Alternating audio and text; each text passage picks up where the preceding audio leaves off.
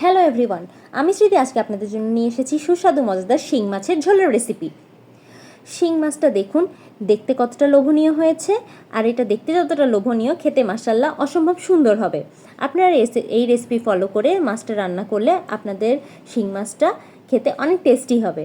এটার জন্য আমি কিছু শিং মাছ ভালো করে কেটে ধুয়ে নিয়েছি এবং একটা আলু নিয়ে নিয়েছি। আমি শিং মাছের উপরে যে চামড়াটা থাকে সেটাকে বাদ দিয়ে নিয়েছি। আপনারা চামড়া সহ চাইলে করতে পারেন। আমি আলুটাকে মাঝখান দিয়ে কেটে একটু ছোট ছোট করে পাতলা পাতলা পিস করে নিয়ে নিচ্ছি। পাতলা পাতলা পিস করে ফেললে আপনাদের রান্নাটাও যতটা দ্রুত হবে আর আলুটাও খুব দ্রুত সিদ্ধ হয়ে যাবে, রান্না হতে মোটেও সময় লাগবে না। আমি এই রান্নাটাতে আর তেমন কিছুই ব্যবহার করব না, শুধু আলু দিয়ে শিং মাছের একটা মাখা মাখা ঝোল তৈরি করব। আলু কাটা হয়ে গেলে আমি চুলায় একটা প্যান দিয়ে দিয়েছি আর এর মধ্যে সামান্য পরিমাণ তেল দিয়ে দিলাম। এখন আমি তেলের মধ্যে আলুগুলোকে ছেড়ে দেব এবং আলুগুলোকে তেলের মধ্যে সামান্য ভেজে নেব। এই পর্যায়ে আপনারা গ্যাসের ফ্লেমটাকে হাই করে রাখবেন আর হাই হিটে আলুটাকে সুন্দর মচমচা করে ভেজে নেবেন। আলুগুলো আমি যেহেতু পাতলা করে কেটেছি, এটা খুব দ্রুতই ভাজা হয়ে যাবে এবং সিদ্ধ হতেও সময় খুব কম লাগবে। আলুগুলো যখন ভাজা হয়ে যাবে তখন আমি এগুলোকে মাছের বাটির মধ্যে তুলে নিচ্ছি। সবগুলো আলু তুলে নেওয়া হয়ে গেলে এখানে আমি দিয়ে দেব 2 টেবিল চামচ আদা রসুন আর পেঁয়াজ বাটা। এই বাটা মশলাটাকে আমি তেলের সাথে একটু সুন্দর করে মিক্স করে নেব এবং একটু পানি দিয়ে এটাকে ভালো করে কষিয়ে নেব। মশলাটা থেকে যখন তেল ছেড়ে দেবে ঠিক সেই পর্যায়ে আমি কিছু গুঁড়া মশলা দেব। এখানে আমি 1 টেবিল চামচ পরিমাণের লবণ, হলুদ, মরিচ আর জিরার গুঁড়া ব্যবহার করছি।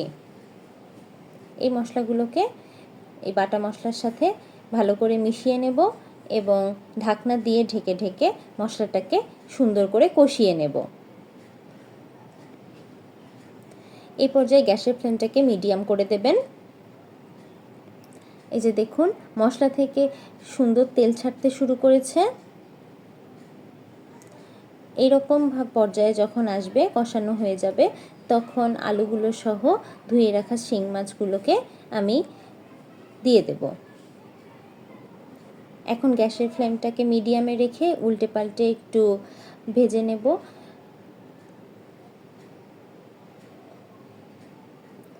শিং মাছের কালারটা একটু সাদাটে হয়ে যখন আসবে ঠিক তখন আমি গ্যাসের ফ্লেমটাকে কমিয়ে দেব। এই যে দেখুন, আমি একটু সামান্য নাড়াচাড়া করে নিচ্ছি, উল্টে পাল্টে দিচ্ছি। এই পর্যায়ে আমি একটু ঢাকনা দিয়ে ঢেকে একটু উল্টে পাল্টে নেব। এই যে দেখুন, আমার শিং মাছের কালারটা সাদাটে হয়ে এসেছে। আমি এখন ঢাকনা দিয়ে ঢেকে ঢেকে একদম লো টেম্পারেচারে 4 থেকে 5 মিনিটের জন্য এটাকে ঢাকনা দিয়ে ঢেকে ঢেকে রান্না করব। আর এই সময়ে আপনারা 1 থেকে 1.5 মিনিট পর পর ঢাকনা উঠিয়ে একটু চেক করে দেখবেন যে মাছটা নিচে লেগে যাচ্ছে কিনা। এই যে দেখুন, একদম যখন কষানো হয়ে যাবে ঠিক সেই পর্যায়ে আমি একটু হালকা ঝোলের জন্য সামান্য পানি দিচ্ছি এখানে, আর আবার আমি ঢাকনা দিয়ে ঢেকে ঢেকে রান্না করব। আর আপনারা টেম্পারেচারটা খুবই একদম লোতে রাখবেন। শিং মাছ রান্না হতে খুব বেশি সময় লাগে না, আর আলুটাও রান্না হতে খুব বেশি সময় লাগবে না। যেহেতু আমি আলুটাকে খুব পাতলা করে কেটেছি, প্রথমে একবার ভেজে নিয়েছি, তাই আলুটাও সিদ্ধ হয়ে যাবে খুব দ্রুত। এই যে দেখুন, আলুটা আমার সিদ্ধ হয়ে গেছে, তৈরি হয়ে গেছে আমার শিং মাছের মাখা মাখা ঝোলের রেসিপি। এই যে দেখুন কতটা লোভনীয় লাগছে এটা দেখতে। আপনারাও বাড়িতে এটা বানিয়ে অবশ্যই ট্রাই করে দেখবেন, আপনাদের অবশ্যই রেসিপিটা ভালো লাগবে।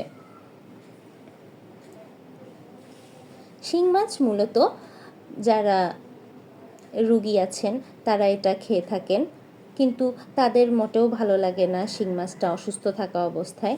আপনারা একবার এইভাবে ট্রাই করে দেখবেন। যাদের মুখে রুচি নেই তারাও যদি এই রেসিপিটা ট্রাই করেন, অবশ্যই তাদেরও এটা ভালো লাগবে, কারণ এটা যথেষ্ট টেস্টি আর খুব ইয়াম্মি হয়। দেখুন এটা দেখতেই কতটা লোভনীয় লাগছে। তাই আপনারা অবশ্যই আপনাদের বাড়িতে এই রেসিপিটি ট্রাই করবেন।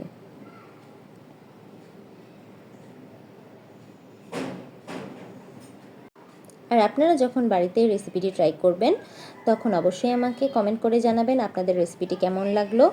এবং আপনাদের যদি আমার ভিডিওগুলো ভালো লাগে তাহলে আমার চ্যানেলটিকে সাবস্ক্রাইব করে দেবেন। এবং ভিডিওটি শেষ পর্যন্ত দেখার জন্য থ্যাংক ইউ এভরিওয়ান।